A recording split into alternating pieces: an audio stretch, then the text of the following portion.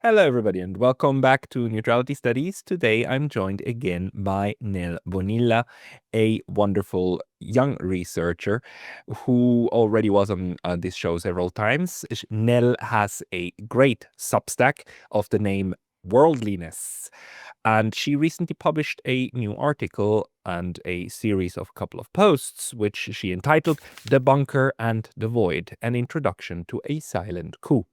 This is what we want to discuss today. So, Nel, welcome back. Thank you. I'm glad to be here.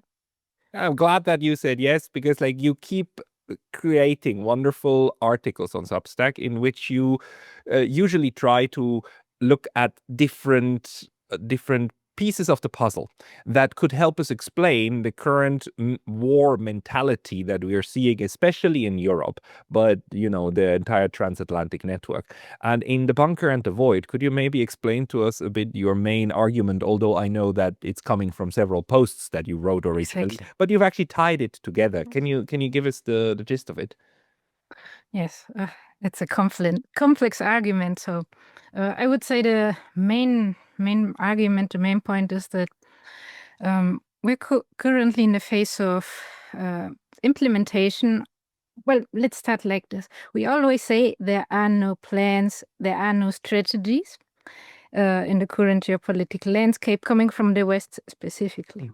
So my argument is there are actually plans and strategies and doctrines and so on and so forth. And the reason we don't see them and the reason we see the current actions and say that's chaos, that's completely meaningless, senseless, exactly chaotic, crazy, irrational. chaotic. Yeah, I mean, all of the adjectives that we throw out, you're actually saying, yes. wait a second. Yes. So what is the point? The point is we have moved from planning, that was the domain of the political sphere, that is to say from politicians who were elected, who had their, 5 years plans or maybe 6 or something like that, planning the economy, infrastructure, social programs, all of this. We have moved from this sphere of planning within the, let's say, territorial entity that is a state, a nation state, to the planning sphere now dominated and carried out by what I call Securitocracy, but we could say it's like others might call it deep state. It's like the amalgamation or the fusion of different for example, NATO, supranational institutions, think tanks, the military of NATO countries and its allies. All of these have come together and are really come together in a coordinated effort manner to implement, to carry out planning and strategizing. And then these plans are let's say, transferred or given to the different nation states that aren't acting anymore as nation states, but rather as, we could say, territorial nodes in a larger plan, in a larger strategy. So that's the main argument of my bunker and the void essay. I like it very much because what you're giving us is a kind of a sociological approach towards understanding this seeming chaos. But I mean, what you then call I like that word, by the way, securitocracy. I call this usually an epistemic bubble.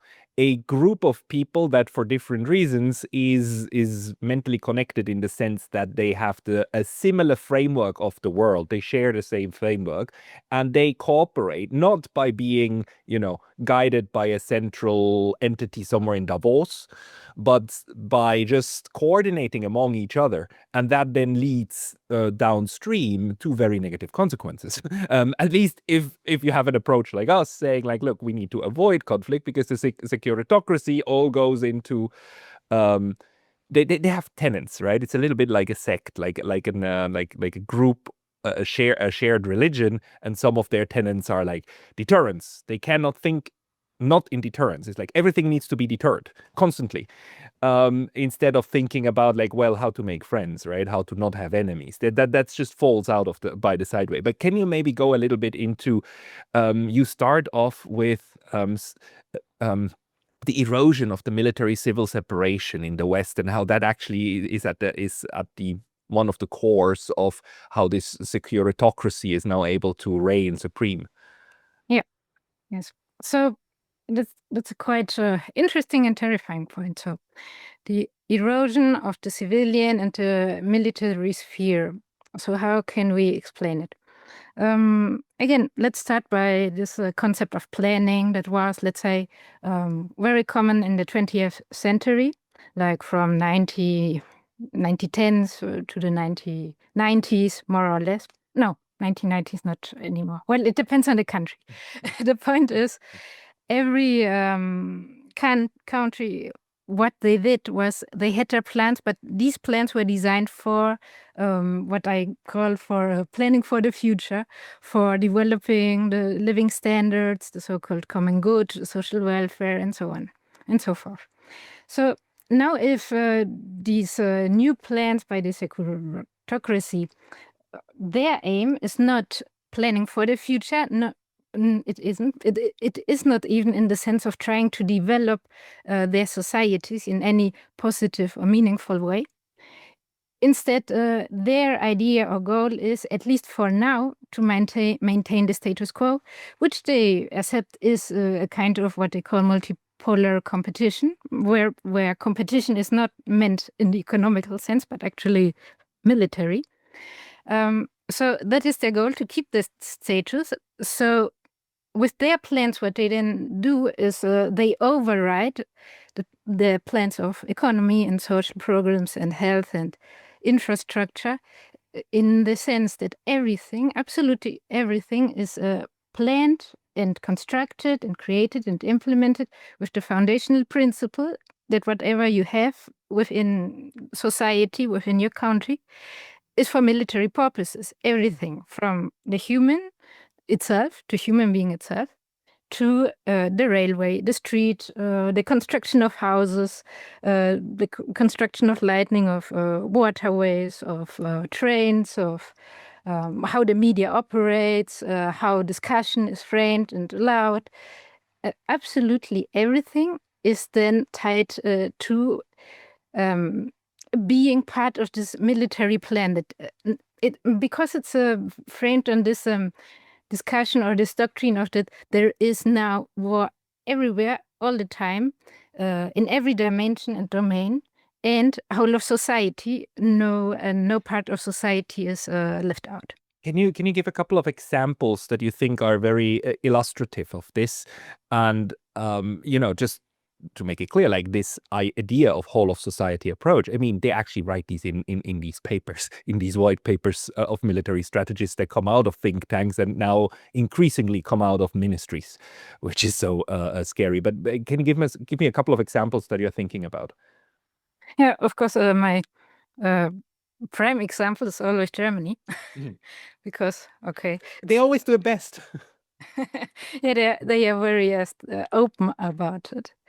So what they do, or what they did, and I also show it in this essay, is they have this plan that's classified, but they talk about it in the media. That's called Operationsplan Deutschland, or Operational Plan Germany. And it's exactly about it. It's about who wrote this, the Operation Plan Germany? Who published it? It's from the military. It's from the Bundeswehr, so the German military.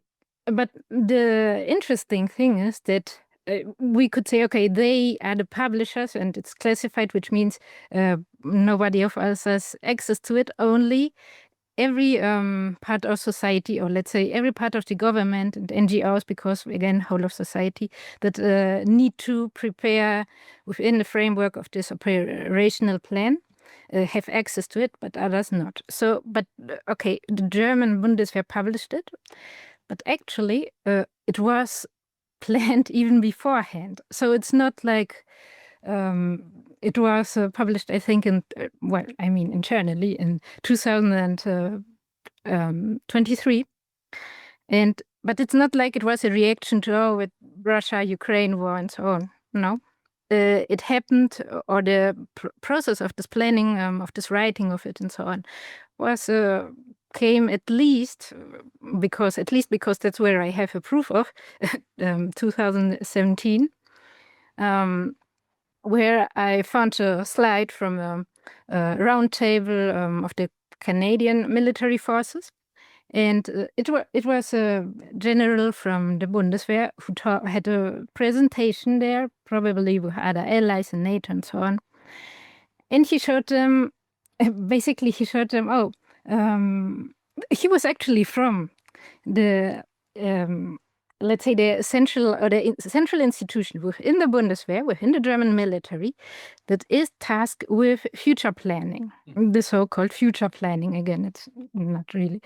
And this future planning is absolutely crucial for the Securitocracy.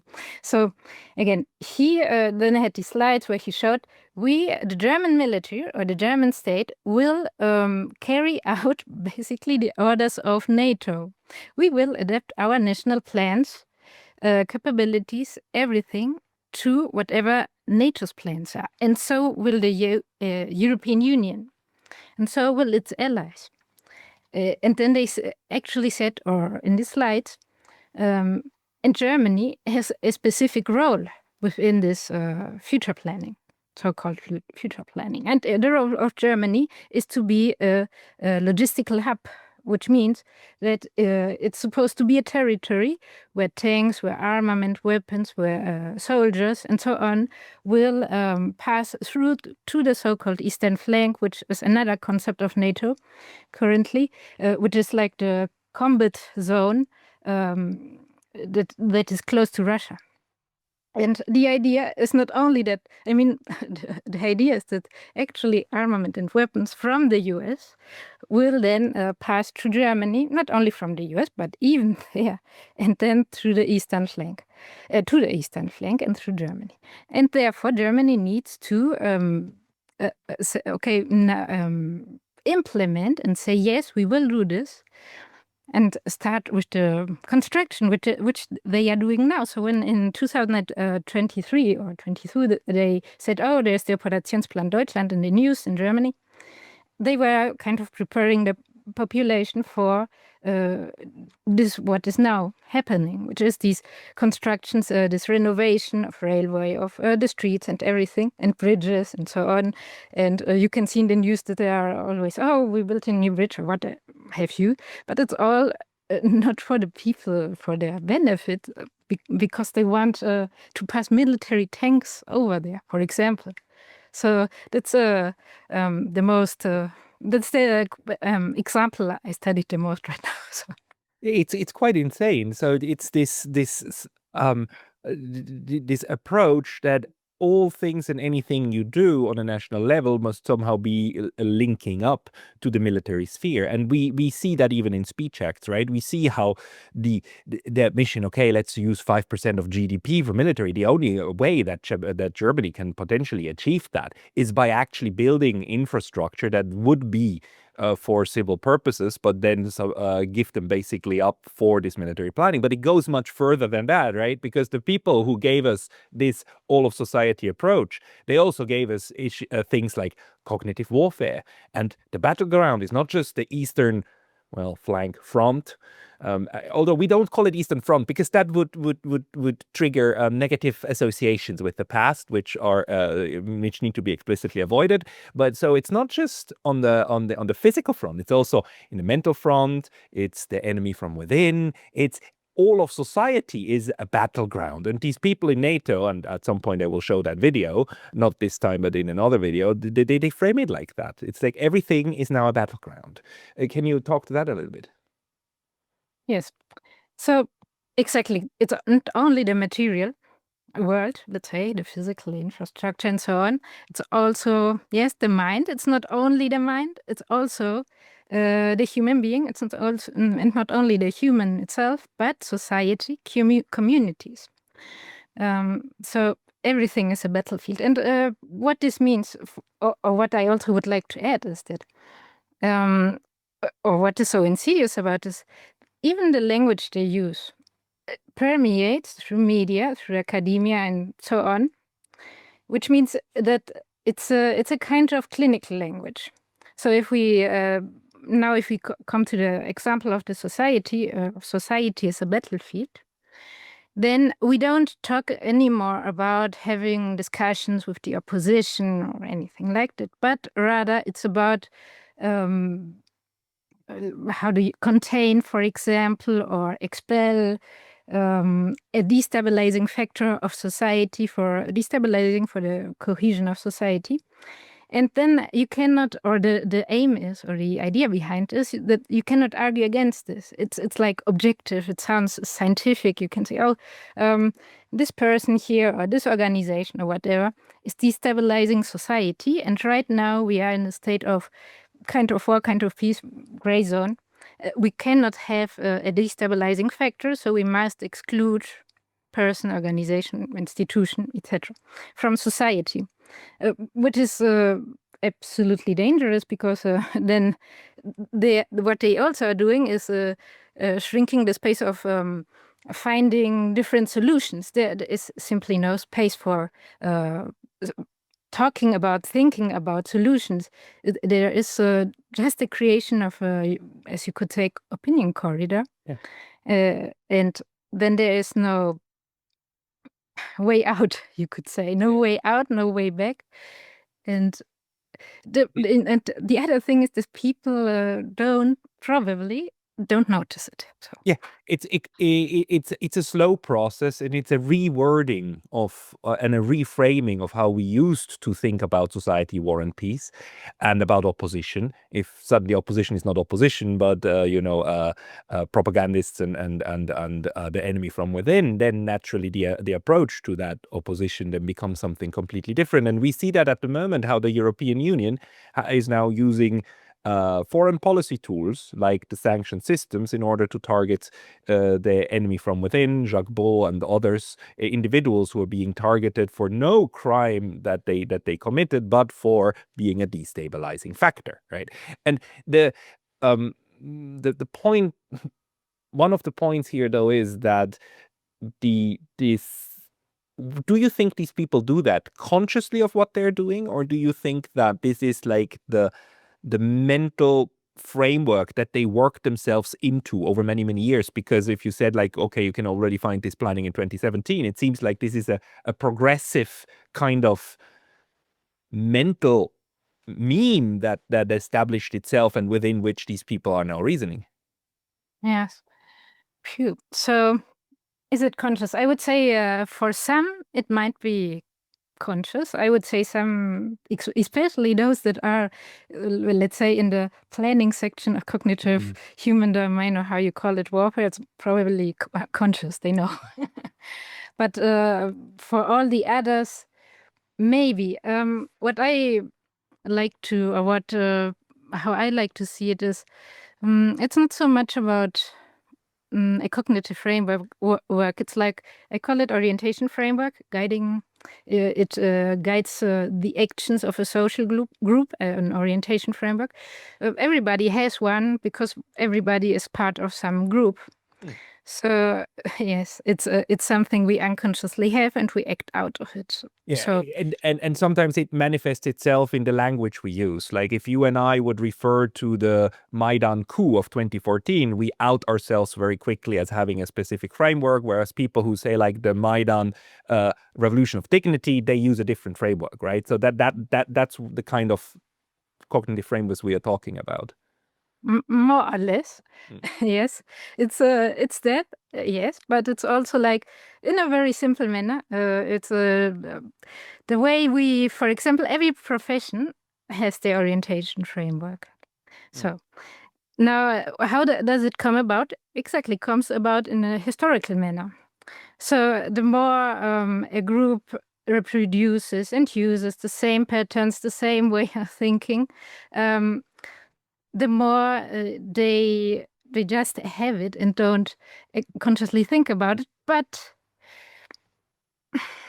I would say, in the case of these groups we are talking about, which are not only the securitocracy, but also transatlantic elites in a classical sense that are politicians, for example, or CEOs and bankers and all. I mean, specific bankers and so on. It's not. I would say they have some type of consciousness of this. Exactly, because their type of social group, specifically if it's more old money, as you could say, have a historical memory. They, unlike normal people, let's say, they can pass on their historical memory from their family, where they came from, even reflective books and articles and pictures and everything from way back in history that many people cannot.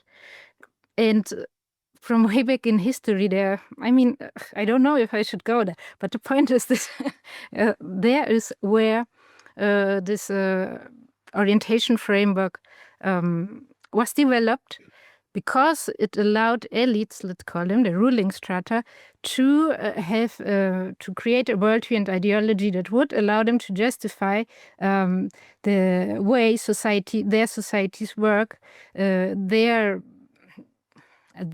place at the top, so to speak, but also their place in the world. So that's the deeper ground. Now, if we go further in time into the future or to now, I would say that what we are seeing now is actually like the radicalization of this framework in such a manner that it's really about enemy and not friend, but let's say we the good people and outside the evil ones, allies, yes. That and they try to also spread it into society, but again, insidiously and silently. So the point is, are they actually aware or not? I would say some are and some not, but it depends on the specific, social group within this ladder social group, which you could call the transatlantic elites, for example. So some part of the transatlantic elites are probably aware of the shifts that they're inducing, especially the ones that are working on shifting, and others are not even aware that they're part of the transatlantic elite club. And I would actually argue that quite a good part of academics would belong to those who then use these frameworks as a given, as a matter of fact kind of way to approach the perennial topic of our age, which is how to deter Russia, right? And if you start from how to deter Russia, you of course will never ever leave the framework of do we need deterrence? I mean, is there another approach? No, that's a God given. It's like discussing, the sky is blue and water is wet, and that matter of fact, right? So we just then go from there. How much of this do you then attribute to, you use this term sacralizing logic, and coming back to this like kind of almost religious approach to securitization. How does that work in your view? Yes, it's quite complex. So how does it work, sacralizing? Can you repeat the question? Sorry, you use the term sacralizing logic. So a logic that kind of makes something like almost holy, right? Without. Yeah, but I mean the question. Yes, I understand. In what way does that impact this the system logic that we're in at the moment, the transformation that we're seeing? Yes. Well, it impacts it on different levels. So one is, of course, the level again of planning of the larger social group that is doing the planning implementation, in the sense that they are, or the trigger for this stage of planning and implementation was that since they have this logic, or they work with it, it's their way of, again, justifying or sacralizing whatever their way of acting on the world, for example, through military invasions or what have you. So they, through the development of what we would now call the BRICS nations or non-aligned, this very rapid development, they now saw they didn't have that access to the resources anymore and could lose their status both materially as well as non-materially or symbolic, their status in the world and in their countries. So that was the trigger, and so that's the first point in how this logic works. Let's call it dichotomous logic. And but it also works, of course, within the plans themselves. One example is this thing about cognitive warfare, about trying to find the enemy within, trying to attack the enemy without, I mean outside.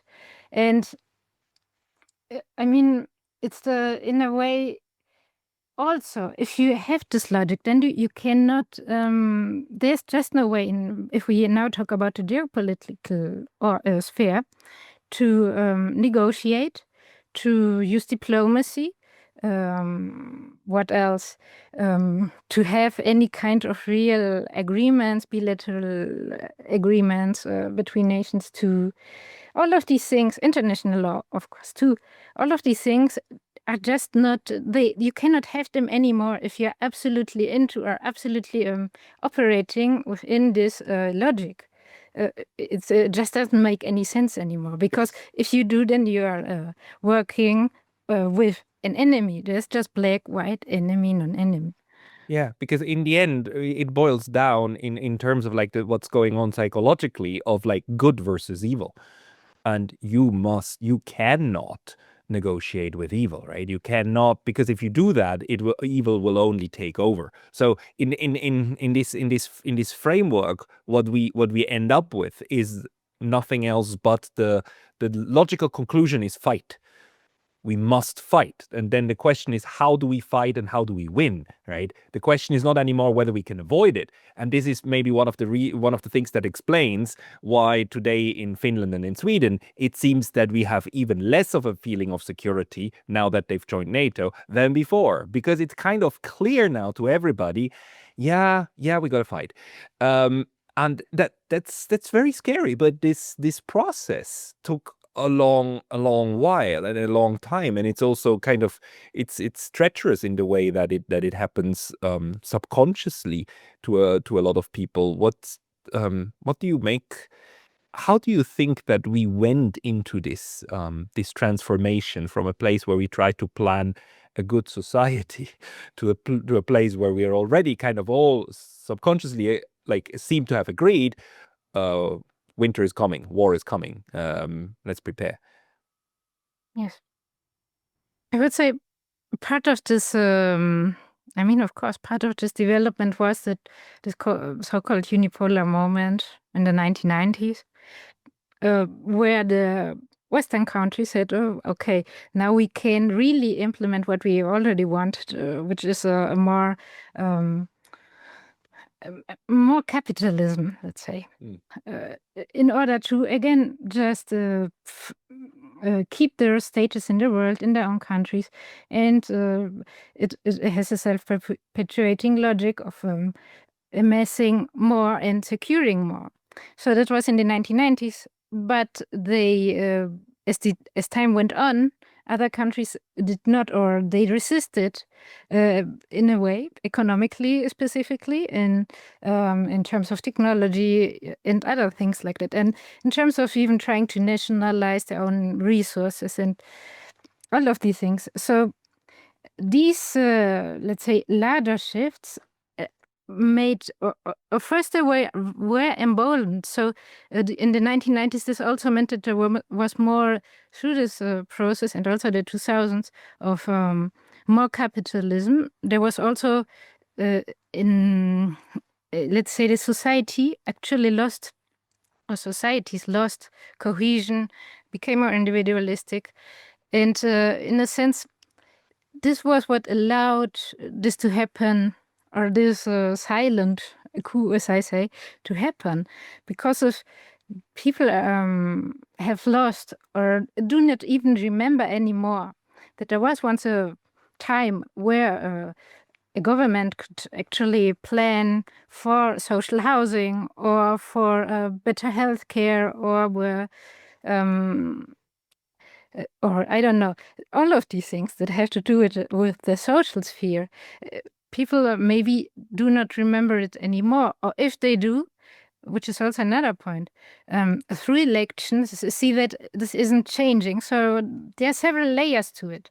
And if all of this happens and in conjunction, I mean, this is also something I point out in the essay, that the idea is in essence to destroy memory, historical memory, to destroy this idea of the common good of social planning, and really immerse whole societies into this idea of we are at war, gray zone warfare, whatever, hybrid war.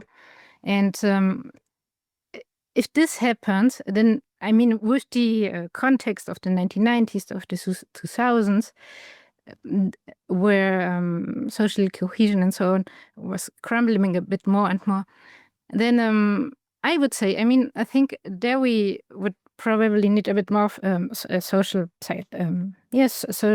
sociological psychology approach to understand how then exactly citizens and so on accepted that, okay, there is actually no way out. I mean, right now, for example, I'm pretty sure many citizens in Europe say, if I try to vote for this or that party, nothing will change. I think it's a sentiment that has been going on not only now, but maybe for the last 10 years. And I mean, if this is the sentiment, and if this is the result too, because, I mean, this is the point. If the only lever of power that society has, if we exclude the elite section of it, if the only lever of power is, or if they only perceive that the lever of power is elections, and they don't work anymore, because actually the planning is coming from somewhere else and from way back, then I think there is a sense of powerlessness. And I mean, it's totally understandable, because then the question is, okay, if there is a transatlantic, transnational group that is actually the implementer, the source of power, and the other levers that are democracy, that should be democracy and so on, don't work, then what is there to do? Yeah, so it boils down a bit to this issue that the planning stage, which you are saying, like, there is planning.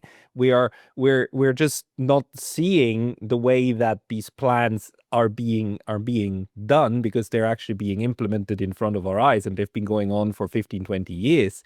So the problem is, if this train is already in motion, whoever is in the cockpit doesn't matter that much, because we are already going into a certain direction, right?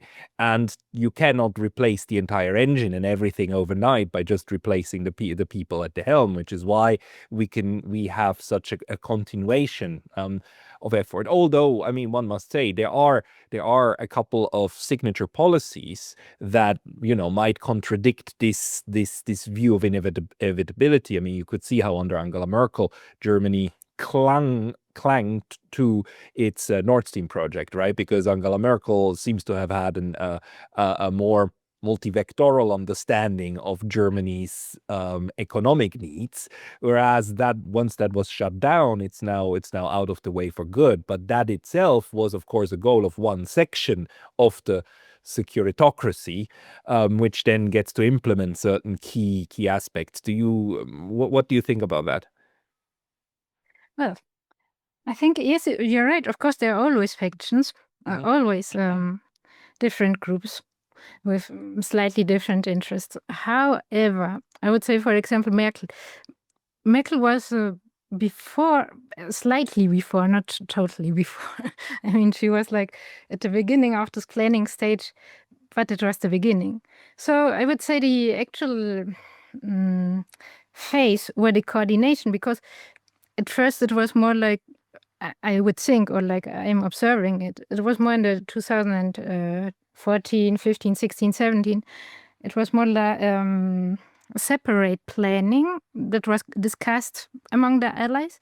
It was more or less around in the 2020s, where the coordinated, more or less open coordinated effort of NATO and of all its allies and so on began. So which means that Merkel, yes, she had another, she had a, as you say, more multivectorial form of governance also on the global stage.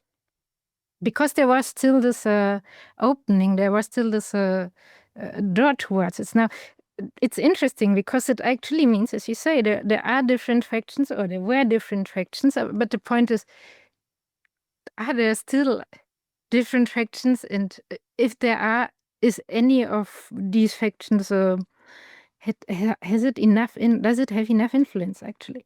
Because as it seems right now, at least since the 2020s, I don't see any type of resistance or any real resistance is actually effective. Coming from, as an example, the European countries. So, more because there is actually not only planning, but now construction going on. What is there to do? What is there to do? But it just shows then how this kind of epistemic bubble and the securitocracy, how difficult it is for them then to basically change, because it's the plans are in motion, right? The thinking to go into a certain direction is going on. It's that's why it's then so ironic, right? That for the first time that a great power, a superpower, one of the three, actually threatens territory of the European Union, it's not the Russians, it's the Americans. It's the United States that says, I want Greenland, give me that plot of land. And of course, this cannot be opposed because the train is going into is facing the other direction. So it must be then reintegrated into the framework. It must be rationalized within the overall approach. And we see how they are struggling to do that, but we are seeing how they're trying to integrate, because changing the plan would be too hurtful, would it? Well, I would say it's even more complicated than that.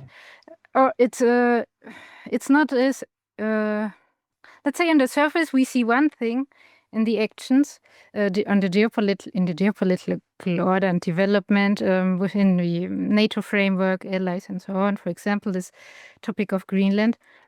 We see the surface. I would say here's where it becomes really interesting, because this is even also part of the strategy. I would say that's what I see. In what way? Well, the political sphere is the narrative sphere. It's the sphere of cognitive warfare, let's say. And it is so for the own populations of the countries, EU countries, NATO countries, as well as for the enemy leaders, the rival leaders for other countries.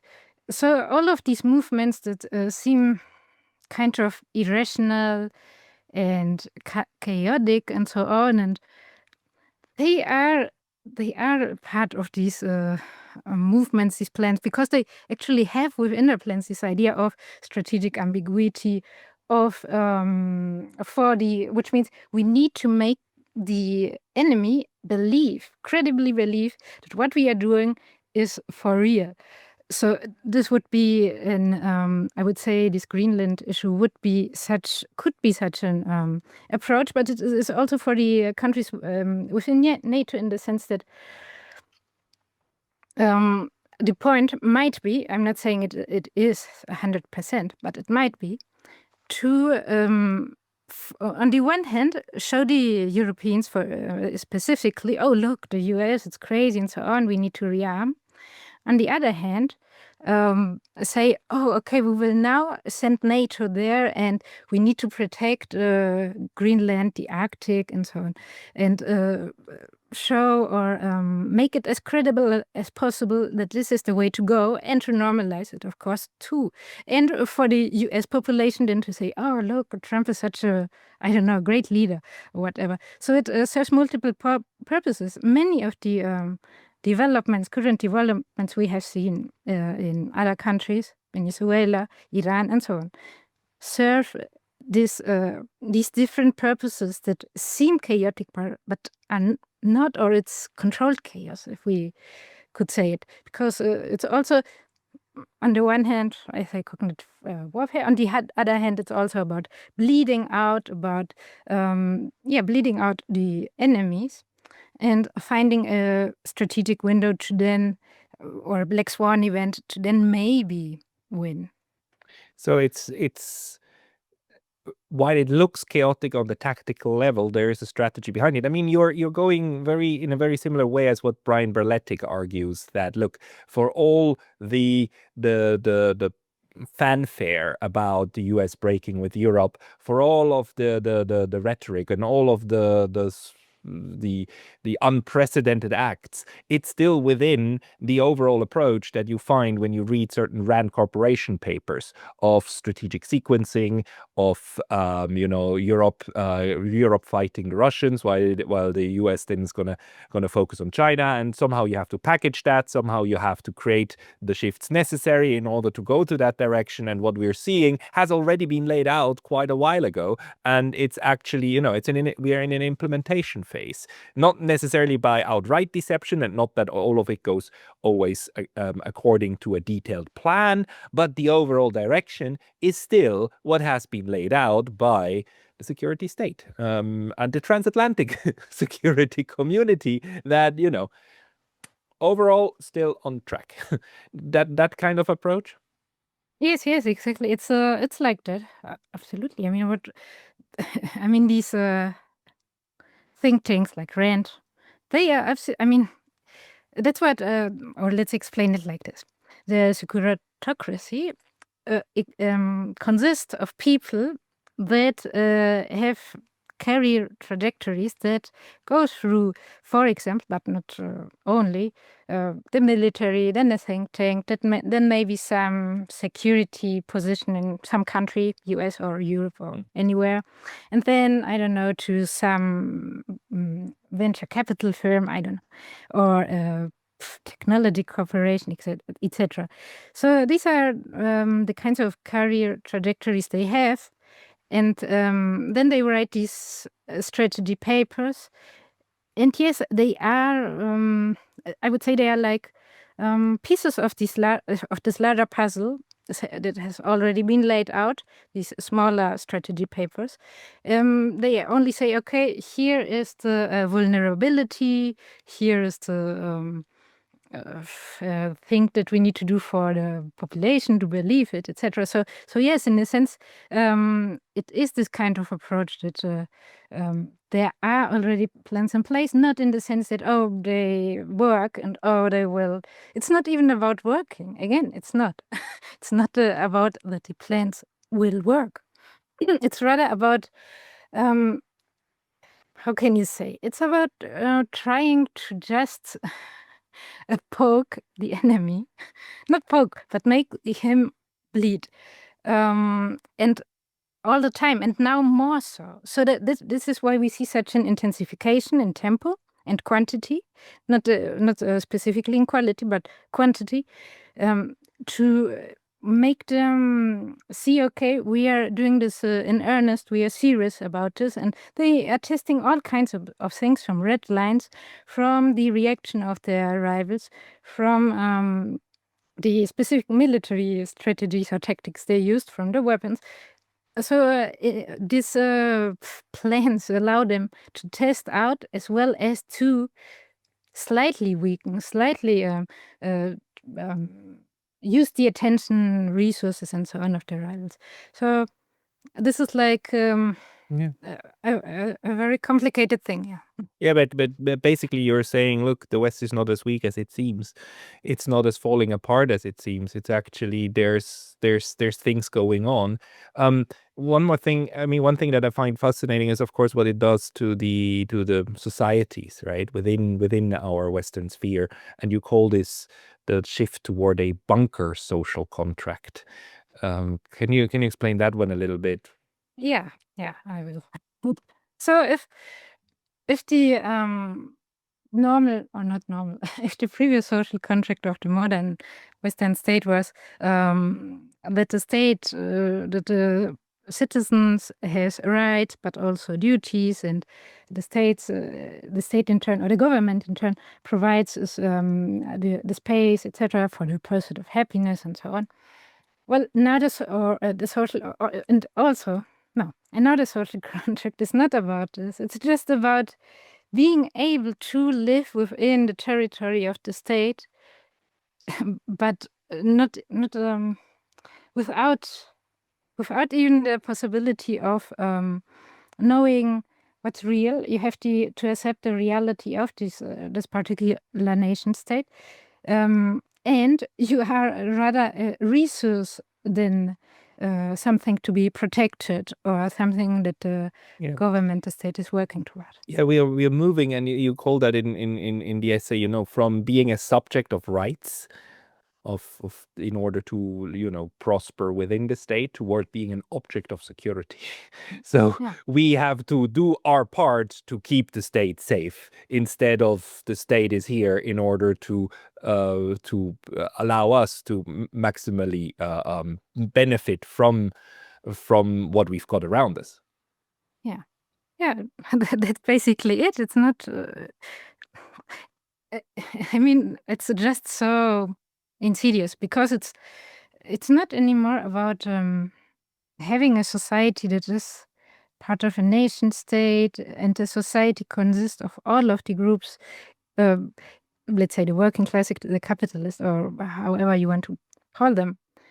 But it's not anymore about that. It's about exactly these, let's say, transatlantic ruling strata that are saying we need the resources of the territory that is called a nation state. This territory will have a specific role, and the society within will have to be controlled and used in a certain manner for this aim of not losing our status, which they kind of have lost, of hegemon, of unipolarity, and not lose it any further, and hopefully maybe find a way to win, to destroy the development of others.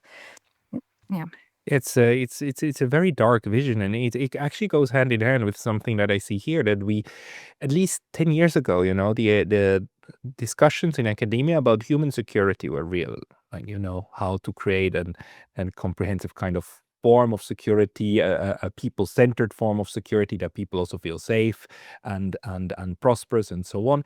And that has gone.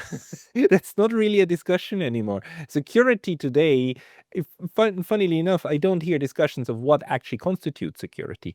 What would be a state that we would say, like, okay, fine, now we've achieved security. It's more a given fact that security means fighting Russia and China in the West, which is ludicrous, right? But that seems to be the idea, and maybe we moved in there after the whole terrorism saga of 10 years, right? That you need to feel threatened all the time by terrorists, and yet now you need to be threatened by the next thing. So to create security then becomes a self-fulfilling kind of ein Selbstläufer auf Deutsch, a self-running system.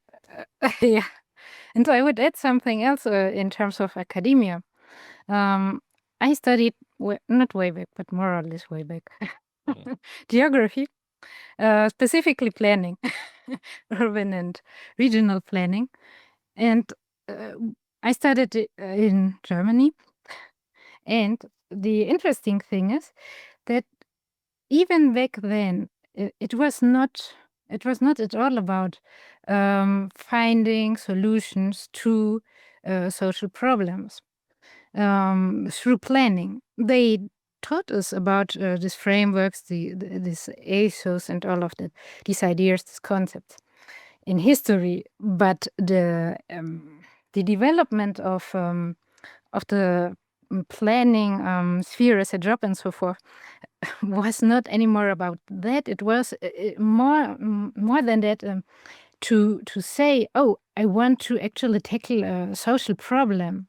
I identified something, was seen as they said, no, now you are getting too normative. It was like, don't do that. You cannot do. Why?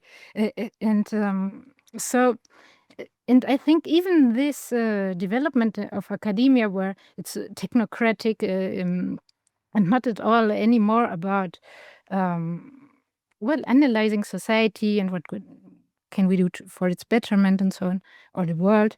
This idea of technocratic development, and it also comes from way back, because at least in the case of Germany, it was so that certain schools of thought were simply not allowed, at least in that specific case. I cannot tell you about other countries within NATO and the European Union, but at least in Germany it was so that critical or socially conscious theories and school of thoughts and ways of analyzing were totally marginalized, and it is even absolutely like you cannot do that. And then it is absolutely also logical that if people come out of such careers, then they even think, or they cannot escape this mental framework anymore. And if the larger forces push them, then these people just say yes and go on with it. Yeah. And that's the problem that we are in, right? That we are losing on a larger on the societal level in large parts of the West. We're losing the ability to use different frameworks, to use a different approach towards seeing the same thing.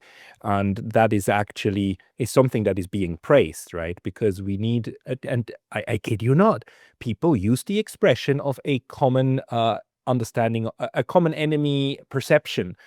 You know, that there are strategy papers that discuss like how important it is that NATO, that all members have a common perception of what the enemy is, so that you can like coordinate, and that coordination and integration and interoperability become in and of themselves goals that are good for themselves, that need to be achieved. And the more people buy into this framework, well, the more we get this lockstep then in which these societies start behaving, and it's highly dangerous.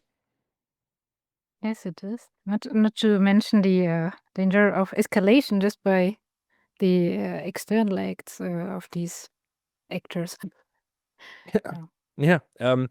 Nel, is there anything that we have not yet mentioned? And if we have discussed things like what are you working on the next on in your analysis? Because you have ongoing like essays that keep coming out on your Substack, which are very brilliant. Thank you. Well, I would like to add that even though this seems absolutely bleak, and maybe many people will become pessimistic about these things, I think it's important that we understand all these mechanisms, that we study them profoundly, and not only that we understand that if the lure of power of the societies, specifically Western societies, is not anymore elections, and if the nation state is not anymore the guarantor of social good, of common good, Right. yeah, then we need, as societies, as people, to find a way to maybe transnationally, I don't know how, transatlantically, work, build alternative institutions. I don't know how, specifically with all this talk about sanctions, exclusion, loss of membership in societies. If one does these things, but I don't see, we just need to think about what to do. And it needs to be transatlantic. It needs to include the US as well as Europe, because if you only do one or the other, or only one country, it won't work. So I invite anybody to study further all of these topics. And my next essay, I don't know which one I will tackle first, because I'm not like a very strategic planner. So I write out of these topics and then I say, oh, maybe I do the one that's the last on my list. So it's I can tell you which I will work on next. Okay, then I like this as kind of a final word. You know, what we need is a transatlantic solution to the transatlantic problem. We could also call it, you know, a all of globe solution to a transatlantic problem, because at the end of the day, what connects us and what makes us feel uneasy and what animates us to speak out against this is, of course, the perception that this is not a good direction. This is leading us straight to war. This is leading us to a lot of death and destruction, and we all understand we don't want that. Even the people inside, actually, deep down, they understand they don't want that. But once you're caught in the wave, you're caught in the goddamn wave. So some rescue. People who want to follow you, they should go to Substack, and you don't have to decide what you're gonna do next. That's the nice thing about being free. We can choose from our list and we can make up our minds. Nel Bonilla, thank you very much for your time today. Thank you.